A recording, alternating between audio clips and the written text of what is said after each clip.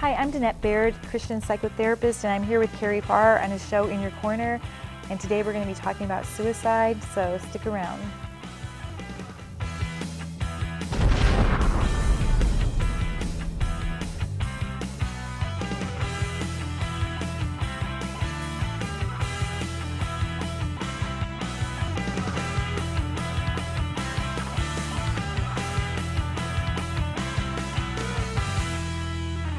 Hi friend, I'm Carrie Farr. Welcome to In Your Corner. We've got our dear friend Danette Baird, who is a Christian therapist, back on the program. Danette, what a joy and an honor to see you. Thanks, Carrie. Always great to see you. It's great to see you. You know, friend, just a day or two ago, I was talking to my son-in-law, and he was telling me a story about a 43-year-old woman that was very talented, that was a very dear friend of his. She was actually in the loan business, and he was in the real estate business, and said that she was the best closing agent that he'd ever seen. And last Friday they had corresponded several times, and he just happened to send her a message and tell her how outstanding she was, and he'd been working with her, you know, for 10 or 15 years, and told her she was just the best. And then he heard that that very day she committed suicide. And so, friend, today, you know, with all of the adversity that people are going through, people have lost their jobs, people are on welfare, people are sick and discouraged. Hey, we want to encourage you today and want to help you get over maybe some of the things that you're going through. Danette, what do you think causes someone to commit suicide? Well, basically, Carrie, it comes down to when someone commits suicide, they've determined that the pain of dying is less than the pain of living. So somehow in the way that they're focusing on the world and what their thought process is and their emotional state, they're deciding, here's life and here's death, and for some reason, the way that they're viewing the world, they're saying, you know what, it's going to be less painful for me to end my life than it is for me to continue living. So, wow. You know, but I mean, this young lady, beautiful young lady, in the prime of her life, had 3 young children at home. You know, can people not see, you know, the harm that it does to the children when they do something like that? you know, really at the time that a person would end their life, I think that it's an emotional state where the person is really not recognizing their worth and value. There's something blocking them from being able to see that, or they wouldn't do it, because it's a tragedy, and there's so much pain that's left behind for the survivors. And so I really think that if a person understood what the impact of that was going to be, and really how important they were to other people, they probably wouldn't do it. Wouldn't do it. You know, you mentioned something interesting there. You said they're not recognizing their worth or value. This obviously, somebody that commits suicide feels totally hopeless. Yes, at that moment, it's likely that they feel badly, and they feel like things aren't going to change. They don't see the light at the end of the tunnel. They're stuck in an emotional state of probably hopelessness and sadness. I mean, there's some people that commit suicide when they're in a state of anger, and it's more revenge. So it's a state of agitation, and I'll show someone. A lot of times, however, it is just that state of hopelessness and despair. You know, I think I heard Zig Ziglar say, Zig used to be my Sunday school teacher, and we've interviewed him on the program before, and I think he said that suicide is a permanent solution to a temporary problem. It's a really good way of putting it. You know, because we all have battles. I mean, it seems to me that life is, you know, filled with peaks and valleys, and we all go through periods of time where life is very stressful, life is very painful, but don't people generally get over those things if they can just persevere? I mean, if they can, and if they have a way to process their emotions, I think so many of the problems in our society, not just suicide, but violence towards others and addictions and all of the so many of the challenges that we face, there's people are having some sort of painful emotion, and they don't know how to get released from that and process it, so they think they're going to feel like that, and it's just not going to end. Where if an individual has the insight that, okay, I'm feeling sad or I'm feeling angry, what do I need to do to express that appropriately? Because when you look at the layers of emotions, and I'm big on this, you've heard me say this before. About this before. But I mean, underneath anger, there's always sadness, and underneath sadness, there's some fear or insecurity, and underneath that, there's regret, and underneath all, if we peel those layers off of the emotions of an individual when they're in one of those emotions, there's always love, understanding, forgiveness, and desire underneath. That's how God made us. So someone stuck in one of those layers of the onion and thinking that life is going to stay like that, either they don't have the skills to express it, or they don't realize that if they go through it instead of avoid it, that if they process their emotions, there will be that love underneath. Yes. Yeah. Friends, you're watching In Your Corner, and we've got a dear friend, Danette Baird, on the program, who is a Christian therapist, and we're talking about people getting so despondent that they just give up, that they commit suicide. And, you know, we want to encourage you. We don't want to see you do that. Danette, you talk about, you know, people getting stuck, you call it, in a certain phase. I would say a rut, you know, and for a brief period of time, they're not thinking rationally. And I've had 2 or 3 friends of mine that have actually committed suicide. Even a person that had been in my Sunday school class that I taught. Wow. In a Sunday school class, and you don't understand. Surely they can't be thinking rationally. Is there something that happens to people where maybe something for a period of time is not normal that causes people to, you know, take their lives? And there can be a chemical component to it in terms of brain chemistry and the level of serotonin in someone's system. If someone's under a lot of stress and their body is depleting the chemicals that control mood, there can definitely be that. You know, it could be just a reaction to some sort of life occurrence, and you know, it's hard to know from the outside looking in. You just never know what's going on with an individual and how they're interpreting their world and filtering things. It's really, when you think about that, it's so important for us to be compassionate and kind as we look at others in our world day to day. We just never know what someone is going through, and how just a small word of encouragement could make the difference.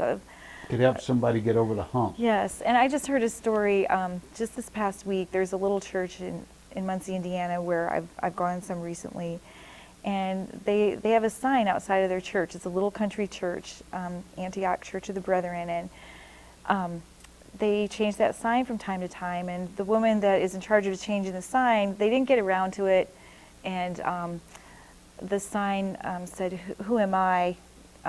Who am I?" And the answer was, Jesus says, you know, you're mine.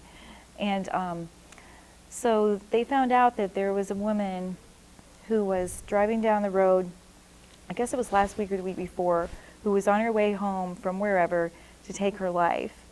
And she saw that sign and thought, okay, I'm God's. I can't take my life. Who am I? Jesus says, I'm, you know, that you're mine or I'm yours. And right. So that and he's sign, the giver of life. Yes. And the taker of life, and we're not supposed to take our own lives. So she was, that thought, that changed her thought process. I mean, she was intending it. And that sign made the difference for her to where she was able to think in a different way and then feel a different way. And it kept her from taking her life. Wow, that's great. Let me digress a minute or two. You know, I was a boxer as a young man, a boxing coach for over 20 years of my life. But I've gone through tremendous adversity in my life, tremendous pain. For a number of years, I had a business that was failing, and I couldn't get out from under it, and it was absolutely hopeless. And I can remember a time going into my closet away from anyone else. And I'm a grown man. I'm probably in my 30s at the time. And I can remember just sitting down in that closet and just crying my eyes out. Yeah, I'm a man. And yeah, I was... Big boys do cry. Big boys cry. You know, I mean, hey, it's all right. I think sometimes men, especially, you think, hey, I'm too tough to cry. No, you're not too tough to cry. I was raised not to cry. I mean, when I was growing up, if I got a whipping and I started whining or crying, you better dry it up, boy. I mean, I was raised that way. That was, you know, men are taught to be tough and not to feel these emotions. Now, do we, if we're going through battles, do we need to cry? Do we need to, you know, let that... Absolutely. What I'm trying to say is men try to fight that emotion. Is there some way that they can just go somewhere and just break down and have that release? I think that is an extremely powerful and critical thing to do. And unfortunately, our society does encourage men to stuff their sadness and their fear. And there's just tremendous power in tears. I mean, the release of that emotion and the flow of more positive emotions underneath it when a person is able to do that. It's very powerful. It takes courage, and it's really a sign of strength. That's what I would say to any men in the audience. It's really a sign of strength to be able to do that, and it's really, really powerful. It really disempowers us to disown any of our emotions. We were made to express them appropriately and release them and move them away from our bodies by the act of expressing them. By expressing them. And folks, I'm going to, and just Danette and I are going to talk some more about this, and I want her to give you some advice on how to overcome this. And I'm going to tell you my personal story where I actually contemplated suicide. And that's why I'm so sensitive to this, because I've actually contemplated that after losing my first wife to cancer in 2001. And I want to come back and talk about that. But let's say, Danette, that somebody out there is contemplating suicide. They're having these thoughts in their mind. How do they deal with those thoughts, push those thoughts away, overcome that, get back up on their feet, and find life again? I would say, first of all, just remember that you're not alone. You may feel alone when we're in pain. Sometimes we feel like we're the only one, or if we're trapped in guilt or shame, we feel there's a dark cloud over us or a block between us and others. But just know, no matter how you feel in this moment, you're not alone. This too shall pass. It's Absolutely, true, isn't it? absolutely. Yeah. And ask for help. It's a very strong, courageous thing to ask for help. Find a connection. You may not feel like connecting, but please, if you have any thoughts along those lines, reach out to someone. People do care. People do love you, and there is hope. And you know, you're just seeing a few strokes of the painting at this time. You know, I think about my life sometimes, and you know, you look at a painting, and there's some of the darkness really brings incredible definition to the light and makes the things that are more colorful, more powerful. And if you can just back up a little bit and look at the whole picture of your life, no matter what it is you're dealing with, it can turn around, and it can actually be used as a force for good in some way in your life and in other people's lives. So please know that you're loved, know that this too shall pass, and reach out and let somebody help you. We all need help. So know that you're loved, this too shall pass, and reach out for help. You know, and I want to come back to that in a minute. Folks, I want to just tell you, in 2001, I'd been married for 32 years to my childhood sweetheart. I lost her to cancer. And I went through a period of time where I was so depressed that I wasn't myself. I was a shell. I mean, you know, I'm not a big man, but I'm still consider myself a masculine man, and able to deal with a lot of circumstances. But at that point in time, I was broken, and I really wasn't myself. So my parents were still alive at the time. I went to Florida to visit my parents, and I was under so much turmoil, so much pain, so much sorrow in my loss that I couldn't sit still. I was with my parents for a day or two, and I decided to get in my car and leave. My dad said, "Where are you going?" I said, "Dad, I don't know where I'm going, but I can't sit here. I've got to go." So I got in my vehicle and I started crisscrossing across the state of Florida. I ended up somewhere around St. Pete Beach at night, and I went and spent the night in a hotel.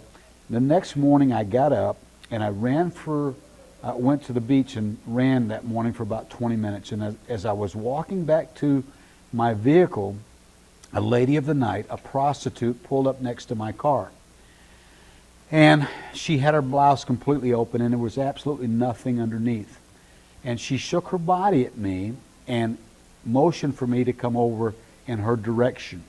And here I was, brokenhearted, depressed, and when I looked at her, immediately I thought, I don't want any part of that. And so I got in my car and I started back across this bridge. And I've since learned that this bridge is the second leading bridge in America where suicides are committed. And as I was going across the top of that bridge, it's about 100 stories or 100 feet high. And as I got to the top of that bridge, Danette, a voice said to me, "Stop the car and jump to your death." And I mean, I'm sitting there contemplating suicide. And as I'm contemplating stopping the car and jumping to my death, a soft, gentle voice said to me, "Your daughter, Christy, and your granddaughter, Camden, are still alive, and they need you." And friends, I want to tell you, just knowing that I was still needed gave me the strength to carry on. That helped me through my darkest hour.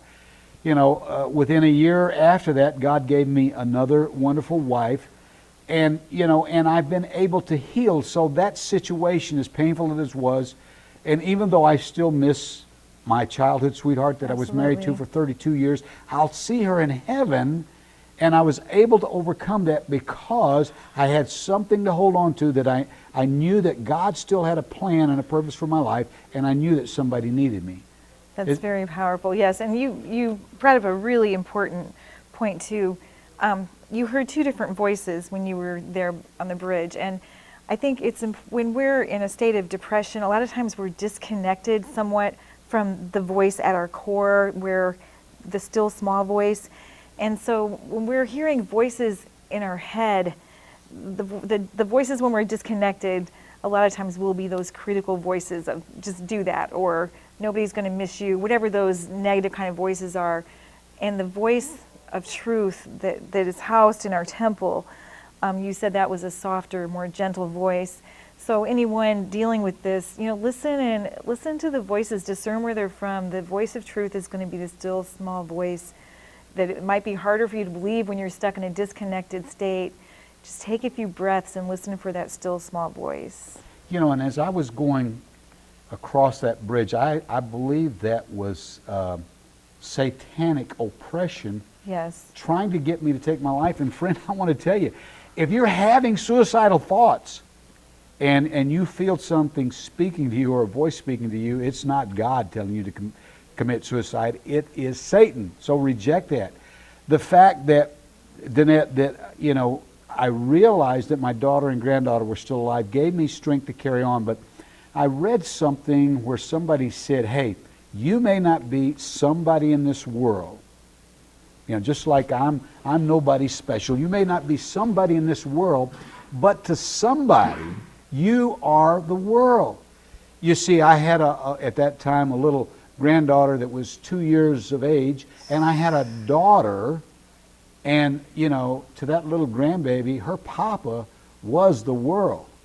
And so had I listened to that satanic or that oppressive voice and killed myself, look at the harm I would have done to my daughter and my granddaughter. And friends, that was 11 years ago. I'm still alive. I've got another grandchild. Look at the time, Danette, that I've been able to redeem and spend with my daughter and her family.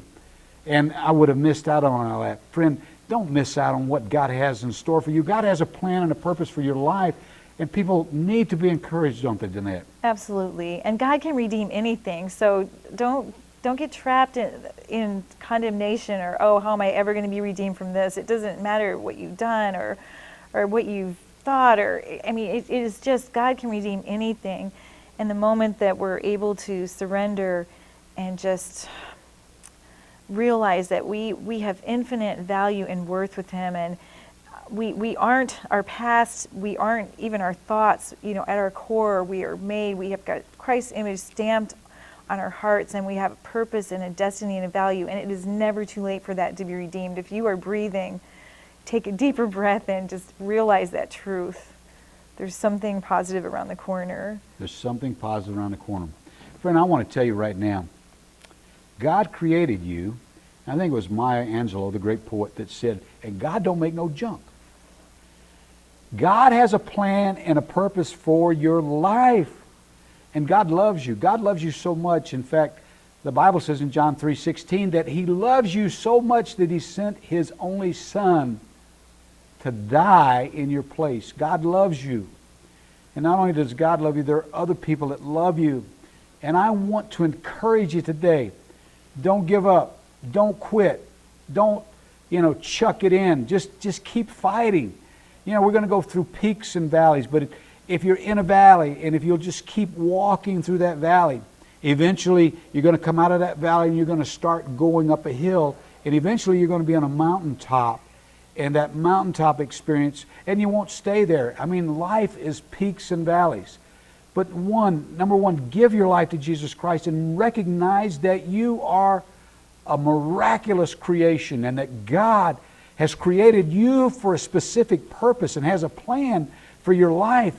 And who knows what that is, but you might be able to minister to help somebody else. Right, Danette? Absolutely, absolutely. And there's power in brokenness.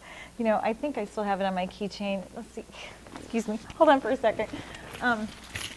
This is still on here.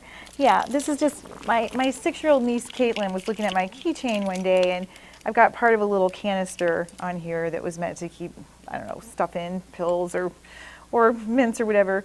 And I hadn't removed this. I'd lost the other part of it, and she saw this on my keychain, and she said, "What is this?" And I'm like, "Well, it's part of something else, but it's broken. Aunt Danette's going to throw it away." And she looked at me and she's like, "You can make really good things out of broken things."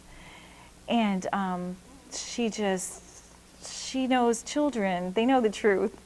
And she saw the value of this, that this could be used in some way, in a positive way, and that really you can make really cool stuff out of broken things. Wow. Can I follow up on that? You and I are friends, right? And you're a therapist. But you've recently gone through a period of brokenness yourself. And God has healed you from that, right? Or is in the process of healing you? Yes, in the process. And I can really, I think my niece Caitlin, that was a good message for me. And when she shared that with me, I was feeling extremely broken, and it was a message to me too. But yes, I'm amazed now at the parts of this that God is redeeming and using for good in my life, where when I look at the broken road, certain things wouldn't be unfolding now related to my purpose and my destiny. Because you're following Him, and He's opening up doors after the brokenness, right? Yes. I've seen it in my life, Danette. Friends, I am absolutely nobody special whatsoever. But Danette, after my first wife died 11 years ago, I had never written a book. I had never been on a television program like this. But since that time, I have written 4 books. I have a television program where we broadcast nationally and we minister to others. Friend, had I listened to that voice and quit, had given up, had destroyed my life, I wouldn't have been able to do any of this. And here I'm in the latter part of my life, the autumn of my life, but God is using me more now in the autumn of my life than He was in the prime of my life. So you don't know what God has in store for you. Yield your life to Jesus Christ. Get up and carry on. If you're depressed, don't lay on the couch. Get up. The worst thing you can do is lay down and suck your thumb or get in a fetal position. Get up and start fighting. Get around some people. You know, people will encourage you. Go to church, read your Bible, and you'll find that you're going to be encouraged. Hey, God still has a plan and a purpose for your life, and God still has something special for you to do, and there's somebody that still needs you, friends, so don't quit. And lastly, I'd like to say, if you need help, hey, go to our website, inyourcorner.tv. If you need help finding somebody to help you, send us an email and we'll find help for you. We'll find somebody to help you. I'll either call you myself or we'll get Danette to call you. We'll get somebody to call and help you. And Danette, I want to thank you so much for coming in and sharing this time together. And It's my pleasure. We're both telling you, don't quit. Don't give up. Thanks for watching the program today. Friends, tune in again, same channel, same time next week. Kerry Farr has experienced many tragedies in his life, and through the grace of Christ has been able to turn them into triumphs. In his book, Fight the Good Fight, he shares his God-given strategies for getting back up when life has knocked you down. Kerry feels so passionately about communicating the gospel message that he wants to give you his book for free. You can go to inyourcorner.tv and download a copy. Or if you want to help Kerry take his collection of powerful Christian stories around the world, for a minimum donation of $20, he'll send you a personally autographed copy of his book, Fight the Good Fight, as a thank you gift.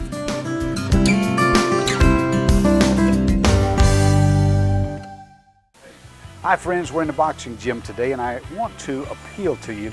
You know, it costs us a lot of money to keep this program on the air, and my wife and I have been the primary sponsors of In Your Corner for about 3 years now, and we could really use some help. If you're a business owner and you would like to sponsor good Christian programming where we minister to people, we'd like to have you as a sponsor. Or if you're an individual and you'd like to partner with us each month and help us keep this program on the air, we'd like your help too. If you can help, please send your tax-deductible gift to P.O. Box 218-425, Nashville, Tennessee 37221, or you can go to our website, inyourcorner.tv, and In Your Corner is a 501(c), so your gift is tax-deductible. So you may get knocked down, but and one thing that I learned in boxing as an amateur boxer, as long as I got up after I'd been knocked down, I wasn't knocked out. So if you get up, you might still have to fight, and you might have to fight a few more rounds, but if you'll just keep fighting and not quit, you'll be victorious.